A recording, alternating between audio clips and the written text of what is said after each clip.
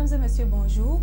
Vous êtes bien sûr Business 24 Africa, la première chaîne panafricaine d'information économique. Alors pour ce numéro d'Eco-Presse, nous recevons sur notre plateau deux journalistes de la presse nationale. Ce sont des consultants, des journalistes spécialisés en économie. Alors je vais commencer par Bamba Mafungwe. Bonjour. Bonjour Émilie. Bamba est journaliste au temps, chef de service économie, Ebony 2012 de la meilleure production en économie et meilleur journaliste de développement décerné par la Banque mondiale. Merci d'avoir répondu à notre invitation. Cheikh Kone, bonjour. Bonjour. Cheikh est aussi journaliste à la Tribune de l'économie. Il est par ailleurs le président du réseau des journalistes pour la promotion des PME. Merci d'avoir répondu à notre invitation. Merci. C'est avec vous, chers confrères, que nous allons échanger sur deux thématiques. Les nouvelles réformes dans le secteur de l'emploi et les mesures prises récemment par le gouvernement en faveur des PME. Alors, en ce qui concerne le secteur de l'emploi, des réformes structurelles ont été engagées ça et là par le gouvernement ivoirien. L'on a assisté à la dissolution de plusieurs structures intervenant dans la promotion de l'emploi, dont l'Agence d'études et de l'emploi, l'AGEP, le Fonds national de jeunesse, le Fonds ivoirien de développement des entreprises.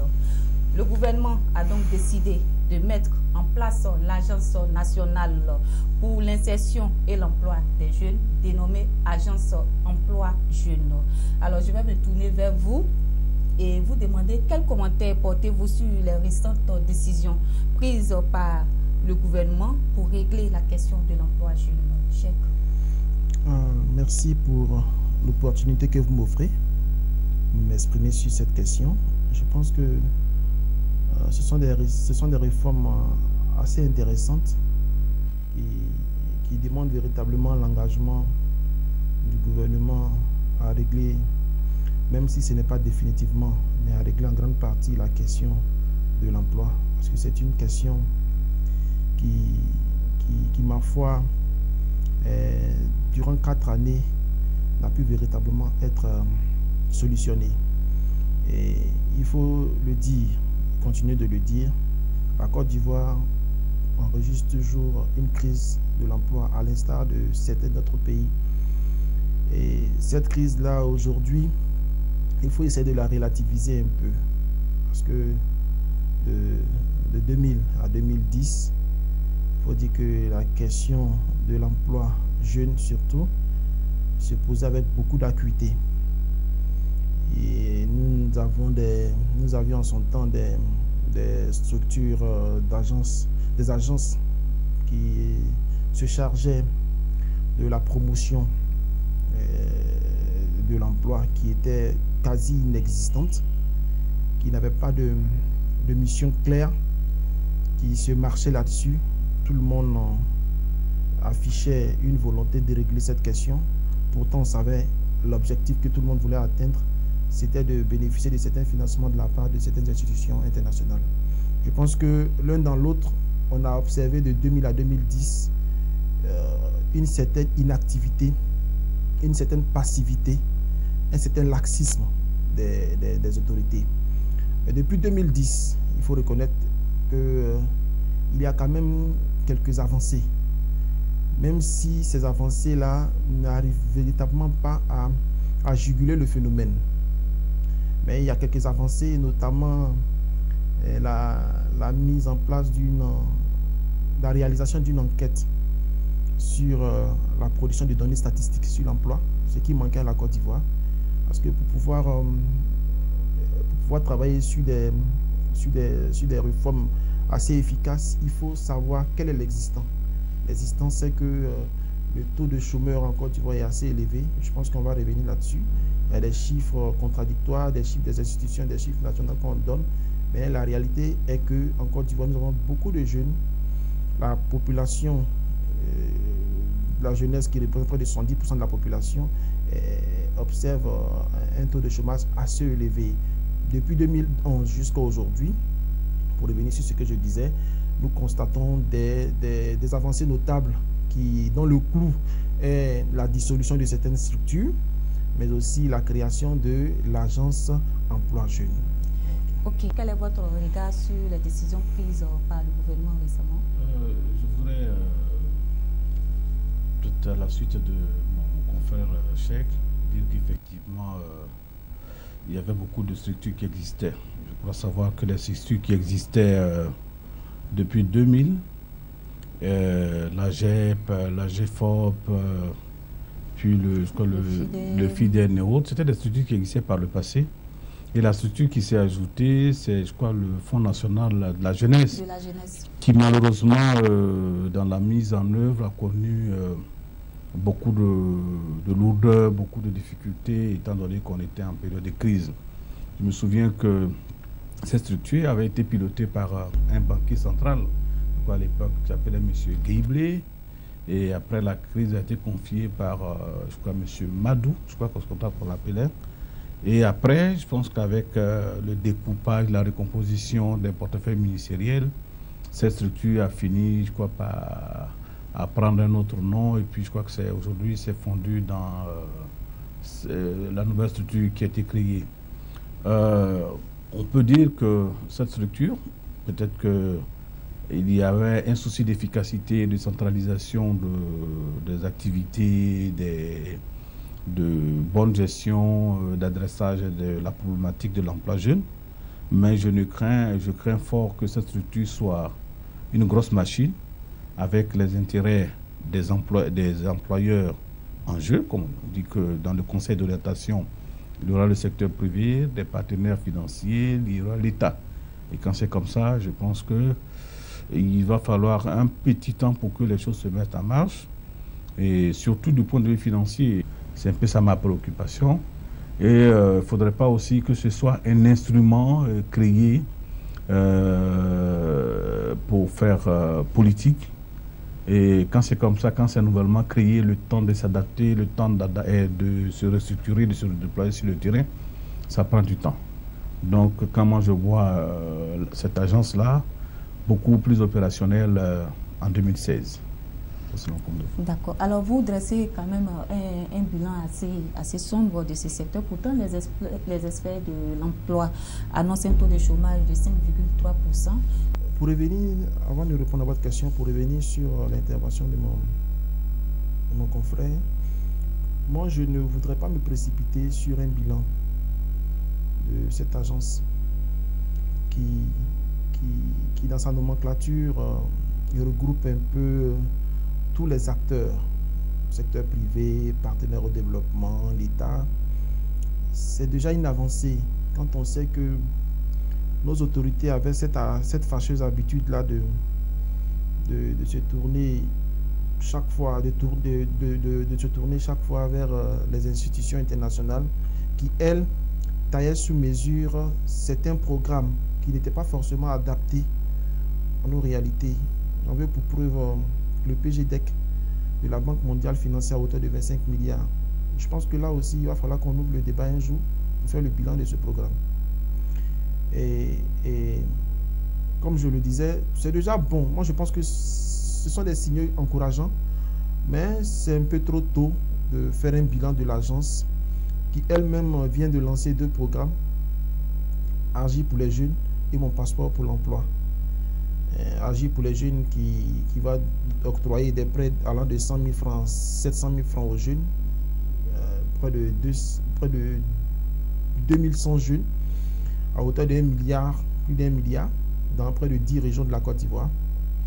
Il y a également la formation Mon passeport pour l'emploi qui a été lancée, je pense que la semaine dernière, par le ministre Sidi Touré, qui va porter sur plus de 11 000 jeunes.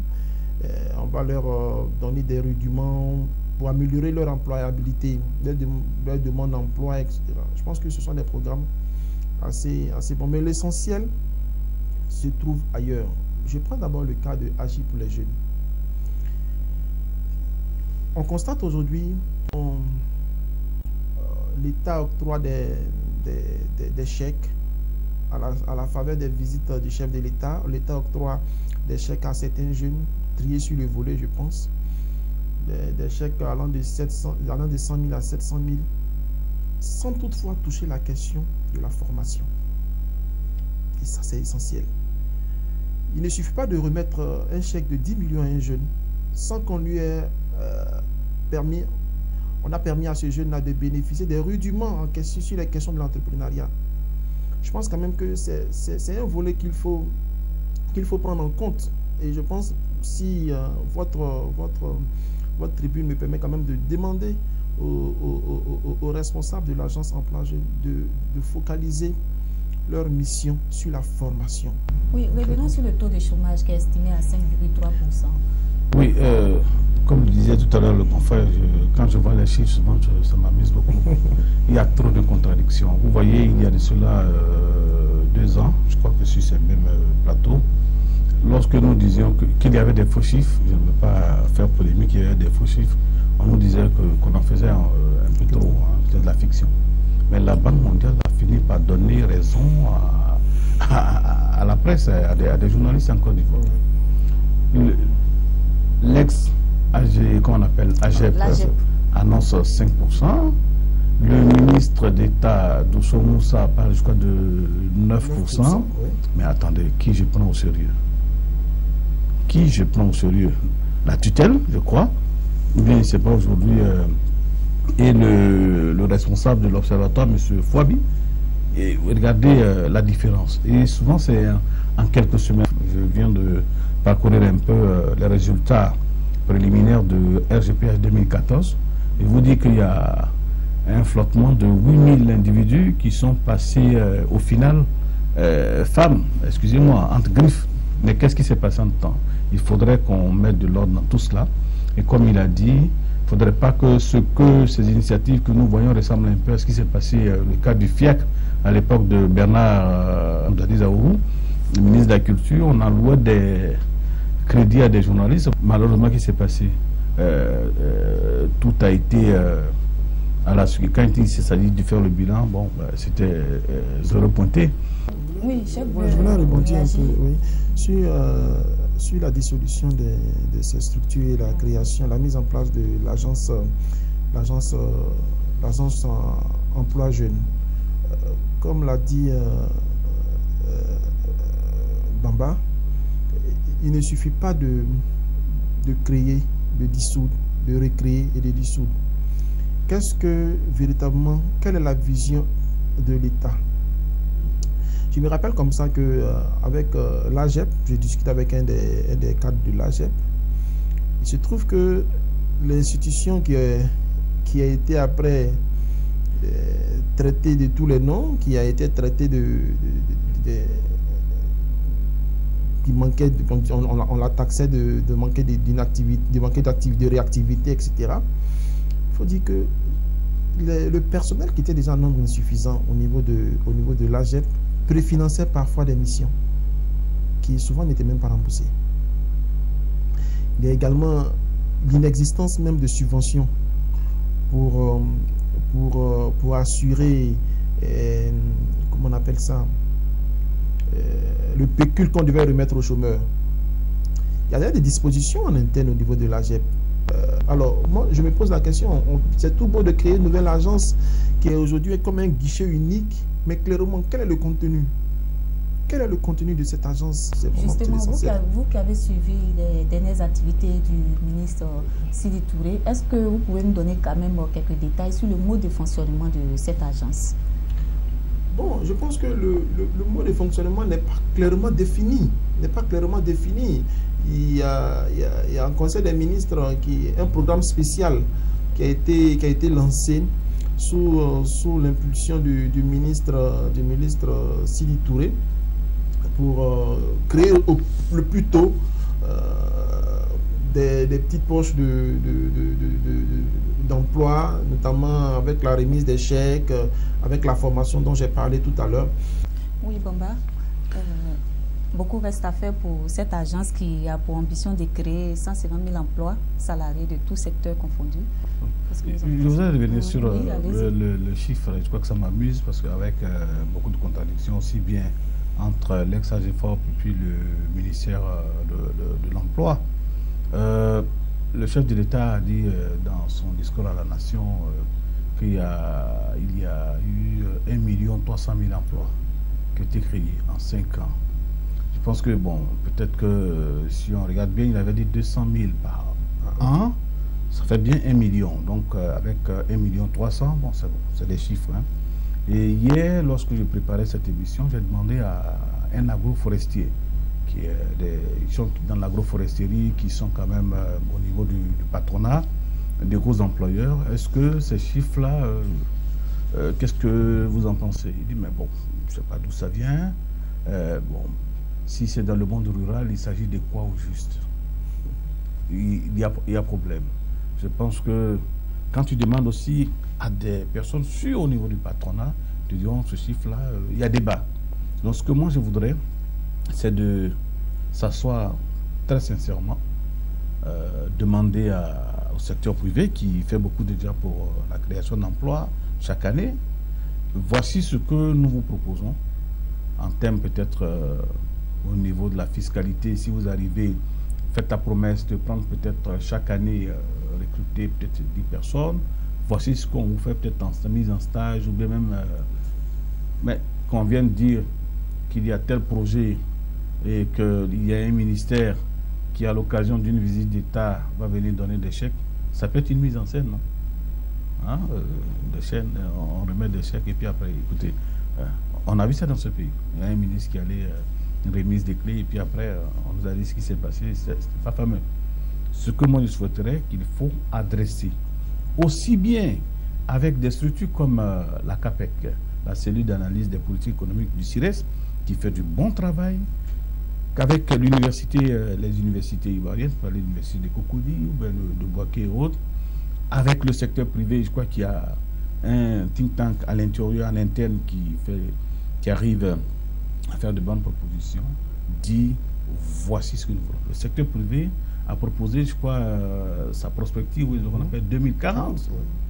Mais l'État peut dire oui, c'est vous qui avez proposé, qu'est-ce que vous mettez dedans, qu'est-ce que nous on peut faire en termes de fiscalité, en termes d'avantages au niveau des entreprises. Mais quand un ministre même dit, bon, peut-être dans cet emploi créé, il faut parler de ceux qui font le garba, ils gagnent l'argent, contrairement à ce qu'on pourrait croire. Peut-être que ça peut paraître salissant pour des jeunes Ivoiriens, mais les gars gagnent beaucoup d'argent dedans. Vous voyez ceux qui sont souvent dans les boutiques là, ils commencent un peu par là, ils deviennent des vendeurs d'ignat, mais ensuite, hein, ceux qui viennent des travailleurs saisonniers venus du Niger et autres. C'est bon, mais malheureusement, on peut moderniser ça. Ça peut être sûr. Mais la Côte d'Ivoire qui se veut émergente, qui aspire à l'émergence en 2020, ne peut pas se faire, ne peut pas être fier d'avoir des cabinets maîtrisards, des vendeurs de garbatisards, même si celui qui a inventé peut-être comment on appelle ça, McDonald's, excusez-moi, je n'ai pas fait de position, peut-être est parti tout petit, il s'est retrouvé aujourd'hui en multinationale et que peut parler de ce produit libanais que nous consommons bien ici, hein, le shawarma, on voit les gars, ils viennent, mais ils gagnent de l'argent dedans. C'est des trucs à restructurer, à adresser normalement avec le secteur privé. Il y a des grands managers en Côte d'Ivoire. Mais ça, qu'est-ce qu'on peut faire? On peut aller à la CAPEC, ça, on fait quoi? On peut aller à l'université, demander à des enseignants. Il y a des gens petits de talent, des bons gestionnaires, des bons managers, de bons concepteurs, mais ils sont là pour une raison, pour une autre, ils sont à la maison. Qu'est-ce qu'on fait? Je pense que, comme moi je le dis, j'espère bien que nous allons traverser une zone de turbulence, tout va bien se passer, et qu'en 2016, qu'on dise à un patron, oui, toi, dans ce secteur, tu as fait fortune, voici, qu'est-ce que tu veux proposer pour tes jeunes frères? Voici des jeunes, moi, sur ce point-là, ça, je vais être honnête, je ne me gênerai pas pour la préférence nationale. Les jeunes Ivoiriens peuvent faire de bonnes choses, qu'on leur dise, s'il n'est pas salissant. Si on peut aller en France pour être plongeur, laveur d'autres choses, pour avoir de l'argent, avec... mais, excusez-moi, je ne veux pas être...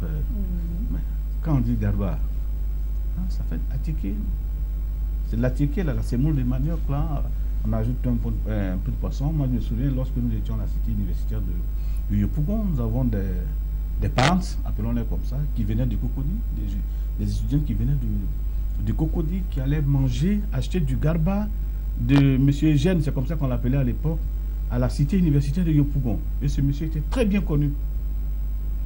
Et même, je crois que dans son entourage, il avait commencé à entraîner avec lui des étudiants.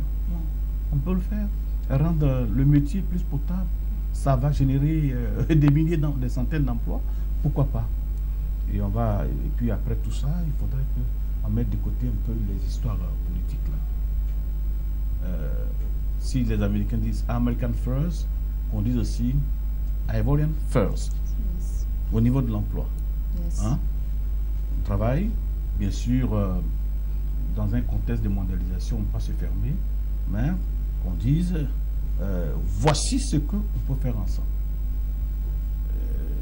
Celui qui est d'un pays de la sous-région vient avec son argent, l'Ivoirien a son idée, le technicien de froid qui maîtrise le froid industriel qui vient d'un pays occidental arrive ici, nous mettons ensemble les expertises et puis on se... Okay. Alors nous allons terminer maintenant avec les efforts remarquables qui ont été entrepris déjà. Il y a eu la politique nationale de l'emploi qui a été adoptée par le gouvernement le 7 juin 2012. Les programmes d'insertion jeune tels que le PGDEC, le CDD, qui ont eu quand même des résultats escomptés. Ça, il faut le dire, Cheikh Kone. Oui, c'est clair qu'il y a eu un tissu de jeunes qui ont pu bénéficier de ces programmes-là. Mais le nombre de jeunes encore sur le carreau est assez important. Quand on fait le ratio, je pense quand même qu'on ne devrait pas s'enorgueillir. Je pense quand même qu'on devrait... Oui, mais il y a eu quand même des avancées dans le domaine. Bien entendu qu'il y a eu des avancées. Bien entendu aussi que certains jeunes, comme je l'ai dit, ont bénéficié de ces programmes. Mais il faut toujours inciter nos gouvernants à aller beaucoup plus loin. C'est de cela qu'il s'agit, comprenez. Parce que nous savons que dans nos États africains, le favoritisme est notre plus grand sport, comprenez. Et nous savons aussi comment se fait souvent ces sélections. Alors, pour une question de transparence, je pense qu'il est important de rendre ces programmes-là accessibles à tous. Parce que nous avons certains jeunes qui sont dans des contrées assez reculées, qui n'en bénéficient pas. Pourtant, ont quand même un background assez important. Donc, ces résultats sont bons, ces avancées sont notables, mais on peut faire mieux. On peut faire mieux, je pense. On peut faire mieux, je pense. Donc, l'agence emploi jeune a beaucoup à faire. Bien entendu, bien entendu. C'est à l'image même de toute la société entière. La Côte d'Ivoire est en pleine refonte. Hein. Donc, je pense que la question de l'emploi, qui est une question essentielle, est au cœur de tous les enjeux. Au cœur de tous les enjeux. Et moi, je me suis dit une chose. L'État pouvait, le gouvernement pouvait copier ce qui est fait ailleurs et qui produit quand même des effets à un certain échelle. Par exemple, la réforme du pacte social en France et dans certains d'autres pays où on fait des facilités aux entreprises, au secteur privé afin d'absorber des diplômés chômeurs. Je parle des diplômés chômeurs. Et créer encore d'autres mécanismes pour des diplômés, pour des chômeurs non diplômés. Et je pense que si l'engagement est affirmé, si la vision est claire, si les objectifs sont fixés, il n'y a pas de raison qu'on ne dépasse ou on ne multiplie ces chiffres produits grâce à ces programmes qui ont été mis sur pied. C'est ça. Nous allons terminer avec Mamba sur ce point. En ce qui concerne la nouvelle structure qui a été créée, c'est une belle initiative que de rassembler toutes ces forces et expertises sous la même coupole. Mais je reviens pour dire que je crains fort que ce soit une grosse machine qui risque de prendre son envol que d'ici peut-être 1 an. Vous voyez, quand on met en place ce genre de structure, il y a celles qui existaient ont été dissoutes pour une raison ou pour une autre. En interne, on reverse tout le monde dans la même assiette. qui a donné un panier, un panier à crabe. Et quand c'est comme ça, il faut aller vite. Comme on le dit, le gouvernement va mettre en place un conseil d'orientation, je crois. Et il faut que ce conseil d'orientation adresse sérieusement les dossiers et les questions de l'emploi jeune. Je regardais tout à l'heure, même si je ne suis pas d'accord avec ces chiffres-là, mais que nous avons 77% de la population ivoirienne est jeune. Je fais partie de peut-être moins de 15 ans jusqu'à 34 ans. Et quand il s'agit de ceux qui ont plus de 15 ans et 34 ans, on a plus de 8 millions. Et en dessous, je crois qu'il y a 9 quand on fait chose, c'est quand même élevé. Pour une population de plus de 22 millions d'habitants, ça veut dire que l'emploi, la problématique de l'emploi jeune est à adresser avec beaucoup de choses. Vous voyez ce qui se passe. Hier ou avant-hier, on nous a appris que le phénomène des microbes a refait surface au niveau de Yopougon, mais c'est lié en partie à ces problèmes de non-emploi. Même, on peut aller même au-delà. Les profs faciles, c'est quoi? Quelqu'un qui est bien formé, quand on lui dit moi je te propose telle somme, voici ce que tu peux faire avec. Mais on réfléchit, l'intellectuel qui est à la maison là, il passe tout son temps à réfléchir. Et quand il sait qu'il est au bout du désespoir, qu'on peut lui faire des promesses mirabolantes, il peut se retrouver du côté de, bon, je ne vais pas citer des noms, suivez mon regard et faire souvent des bêtises. Et c'est dans ce secteur-là souvent des jeunes diplômés qui ne travaillent pas que les promoteurs du djihadisme là font souvent beaucoup leur recrutement. Je voudrais parler sur le contrôle d'un ministre de la sous-région, ministre du plan de développement d'un pays de la sous-région. Et je pense que le 10 ans, lui qui est à la proximité du Nigeria, vous voyez de quel pays je veux parler, un pays francophone, et il sait de quoi il parle et il va prendre au sérieux. Ce que je voudrais dire, il faudrait que les Libanais se disent assez de politique, on a assez fait de politique politicienne, il faut penser développement. C'est avec cela, avec toutes les expertises, qu'on pourra en fait mettre en œuvre ce que le secteur privé ivoirien a proposé, perspective, je crois, Côte d'Ivoire 2040. Voilà. Merci beaucoup. L'agence Emploi Jeune, c'est vrai, veut être une référence dans la facilitation de l'insertion professionnelle. Espérons que cette agence fera face aux défis que constitue le chômage des jeunes en Côte d'Ivoire. Alors nous allons tout de suite aborder le deuxième thème sur les nouvelles mesures prises par le gouvernement en faveur des PME. Le jeudi 16 juillet 2015, au 20e étage de l'immeuble Siam, 4 ministres conduits par Abdourahmane Cissé, ministre du Budget, ont fait l'annonce d'une batterie de mesures en faveur des PME visant à les rendre dynamiques afin de prendre une part beaucoup plus importante dans la relance économique du pays. Alors avec vous, chers confrères, nous allons rappeler ces 5 mesures qui ont été prises en faveur des PME. Je vais commencer par Bamba. Peut-être pas cité dans l'ordre, mais je sais que désormais le verrou de 30 millions qui un marché public qui coûtait peut-être de 30 millions, il fallait faire un appel d'offres, je crois que désormais sauté et ça va plus accélérer les processus d'exécution, de mise de fonds et de financement de certains projets. On éliminait, je crois, comment on appelle cette histoire de cet aspect de fonds, démarrage et autres, je crois, de tout ça. Mais je pense que c'est intéressant, c'est intéressant. Sur le papier, c'est très bon. C'est des mesures, on saute le verrou, on permet de ne pas déposer, je sais pas quoi, une garantie, oui, avant de démarrer. Et l'État qui propose, qui désormais qu'il faut accorder 30% de ses commandes, la commande publique au PME local. C'est bien beau tout ça, mais je voudrais faire beaucoup attention. Vous voyez, ça donne plus de facilité peut-être à certains ordonnateurs, mais au-delà de tout ça, est-ce qu'il ne va pas s'agir là peut-être aussi de financer d'une manière ou d'une autre des sociétés qui fondamentalement, le DG désormais peut faire, certains ordonnateurs peuvent faire ce qu'ils veulent facilement. Donc, ce que je souhaiterais, comme l'a dit certains ministres, et nous allons vérifier cela au fil du temps, il faut contrôler ce qui sera fait. Contrôler les marchés qui seront exécutés, le montant et tout ça. Il ne faudrait pas que nous propose un peu faire du vieux avec du neuf avec du vieux. Il ne faudrait pas aussi que ce soit de voies de contournement pour financer certaines sociétés écrans.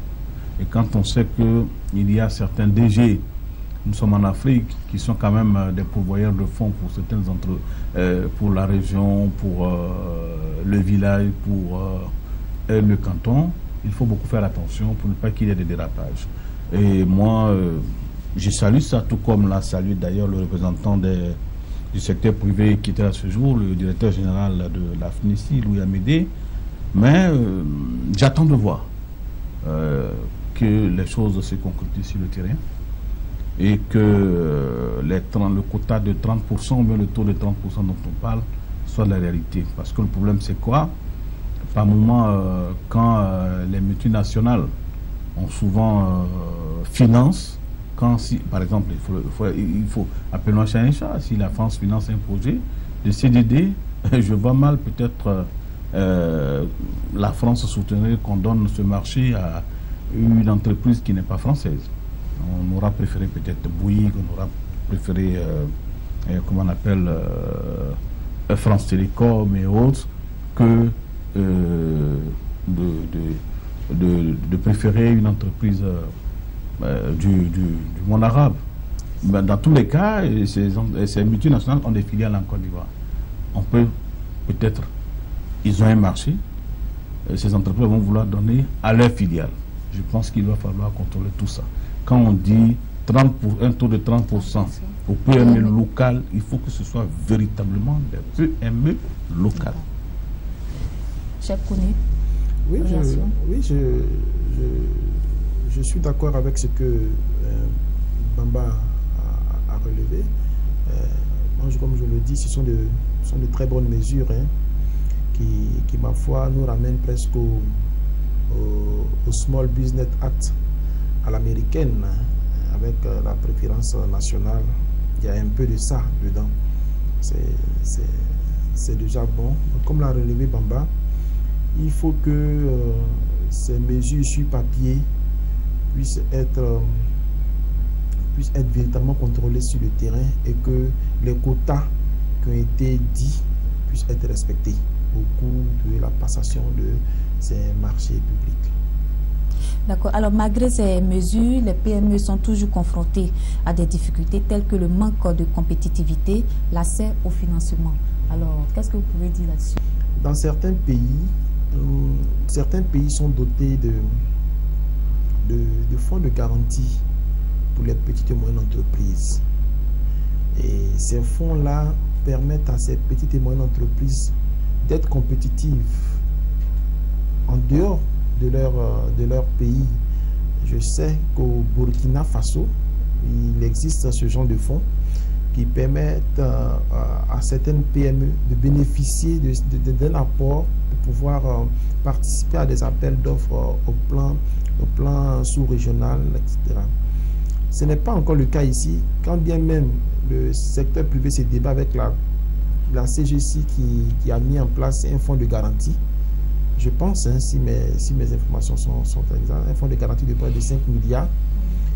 Je pense que l'État pourrait faire mieux parce que ce fonds de garantie-là a pour avantage d'aider les petites et moyennes entreprises à être beaucoup plus compétitives. La compétitivité aussi se joue au niveau même de la culture managériale de ces petites et moyennes entreprises qui souvent sont gérées comme des boutiques de marché, et ce qui n'est pas fait pour les rendre très compétitifs sur les marchés.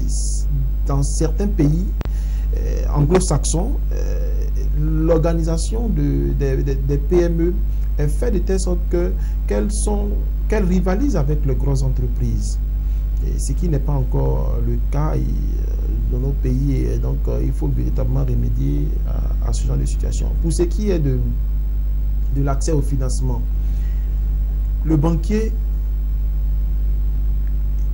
sa première activité, c'est d'octroyer des prêts. Si la question du financement revient toujours sur la table de discussion, c'est bien entendu parce qu'il n'y a pas de garantie fiable pour que le banquier puisse être rassuré, je pense. Et notamment en Côte d'Ivoire, nous n'avons pas le système d'adressage. Pour localiser même quelqu'un, on se perd à dire telle entreprise, vous arrivez à tel quartier, Cocody, Angré, vous passez à gauche, il y a un gros arbre quelque part, il n'y a pas de système d'adressage. Donc vous faites des prêts à qui? Donc il faut régler ce genre de, il faut régler tous ces problèmes-là, parce que le banquier, ce n'est pas un philanthrope.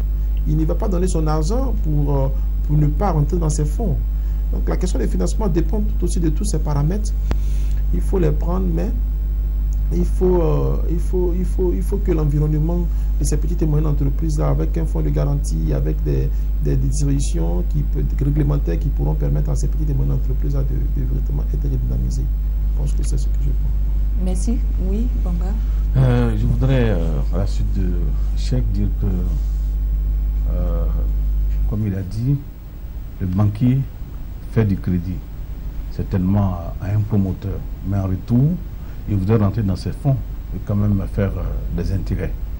Mais une fois que ces entreprises ont fini de travailler certainement pour l'État, payer et que l'ouverture du marché, la mise en place de l'ouverture des chantiers et autres, le petit fonds qu'il a est souvent épuisé. Le pauvre entrepreneur va souvent mettre en garantie son petit patrimoine. Ça devient difficile. D'accord. Ouais. La question de l'indemnisation des PME reste toujours d'actualité. Cheikh Koné. Oui, c'est une question majeure. Hein. C'est aussi une promesse. C'est aussi une promesse. Et il y a une satisfaction, il y a le début d'une satisfaction au niveau des victimes de la crise post-électorale. Je pense que il serait intéressant de poursuivre avec les petites et moyennes entreprises qui ont besoin d'être indemnisées. Parfois, il est vrai que on ne pourrait pas parler de poids de mesure parce qu'il y a les petites et moyennes entreprises françaises qui ont bénéficié d'une enveloppe de 6 milliards dans le cadre de l'indemnisation des entreprises qui ont subi certains effets collatéraux en 2004. C'est vrai que ça ne rentre pas forcément dans le même cadre avec la crise post-électorale, mais il faut quand même que l'État songe à procéder au démarrage de l'indemnisation de nos petites et moyennes entreprises. C'est vrai, il y a eu quelques abattements fiscaux qui ont été faits au lendemain de la crise post-électorale, puisque juste après, nous avons subi, ces entreprises-là ont subi une pression fiscale qui ne dit pas son nom. Donc, je pense que l'heure est à l'indemnisation. Il faut qu'on passe à cette phase-là pour les petites et moyennes entreprises et les entreprises ivoiriennes dans leur grande majorité, parce que c'est plus de 1000 milliards qui ont été la Côte d'Ivoire, les entreprises ont enregistré près de 1000 milliards de pertes à la suite de la crise post-électorale. C'est beaucoup. Beaucoup d'entreprises, beaucoup de PME ont mis la clé sur le paillasson. Beaucoup n'existent plus aujourd'hui. Et quand on demande une contribution du secteur privé à hauteur de 60% dans le grand projet d'investissement, il faut quand même se dire qu'on a besoin d'avoir un secteur privé fort, avec des leviers assez solides. Alors, quelle réforme pour les PME ivoiriennes? Quelle réforme pour les PME ivoiriennes? Je voudrais réagir en 2 minutes. D'abord sur l'indemnisation. Pour être plus précis, voici ce que Congo Kwasi, qui est vice-président de la CGCI, disait. Il dit au cours de la crise post-électorale, ce sont 238 entreprises et 3 groupements professionnels qui ont subi des pertes et que l'on chiffre à 568 milliards de francs CFA et en termes de dommages 200 milliards qui n'ont fait aujourd'hui l'objet d'aucune indemnisation. Face à la situation, avec la tension qui s'annonce, je demanderais qu'on sécurise aussi bien ces entreprises-là des sites de production pour ne pas revivre ce que nous avons vécu durant la crise post-électorale.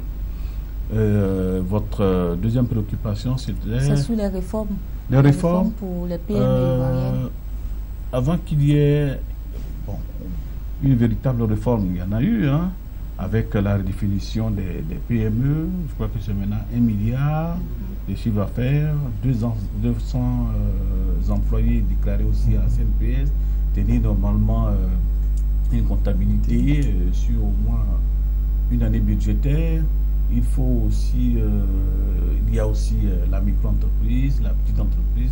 Il y a une bonne définition. Je pense que c'est bien. Tout cela, c'est des tests qu'il faut savoir appliquer. Ça va aider certainement l'État à collecter le plus d'impôts, même si celui qui collecte l'impôt, comme on le dit dans la Bible, là-bas, ne plaît pas à tout le monde. Et ce que je voudrais dire aussi, on a souvent des micro-entreprises qui font les mêmes choses en même temps. Hein? Chaque fait peut-être blanchisseur, moi j'ai une blanchisserie, chacun a une blanchisserie, Émilie a une blanchisserie, on fait la même chose. Mais si moi je faisais l'emballage des habits et que l'autre faisait, qui avait les machines, l'autre proposait peut-être les produits pour laver cela, et qu'il y a un qui dit non, moi j'ai la logistique pour déposer les produits chez les sociétés qui nous envoyaient leurs produits. Nous allons être forts avec diverses expertises. C'est ce qu'on dit chez nous. Vous voyez le balai, l'image du balai.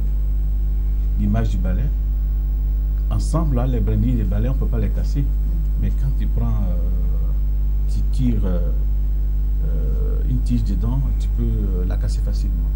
Donc, c'est fort, c'est réuni, regroupé, avec beaucoup d'expertise, avec beaucoup de moyens, que ces entreprises, les PME-là, seront forts et pourront, dans le cadre de la réforme, souvent imposer des points de vue aux décideurs, c'est-à-dire à l'État. Sans le faire, si ce n'est pas le cas, on n'ira nulle part. Voilà, c'est sur ces notes que prend fin cette émission qui avait pour invité Bamba Mafungwe, journaliste au temps, Cheikh Kone, journaliste à la Tribune de l'économie. Bonne suite de programme sur Business 24 Africa, la première chaîne panafricaine d'information économique, et portez-vous bien.